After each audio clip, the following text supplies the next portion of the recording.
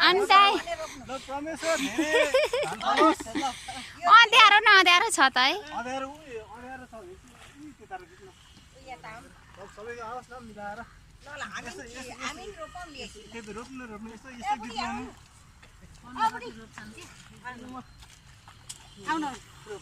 आउनु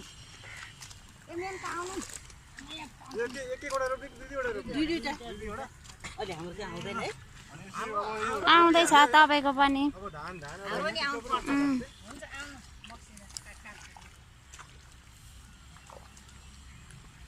तपाईको नि आउने गर्नु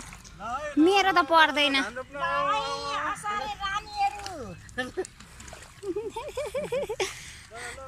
ल बक्से गर्नु भन्नु बक्से भने चाहिँ के हो नि बक्से भनेको यहाँ उ त्यो गरेको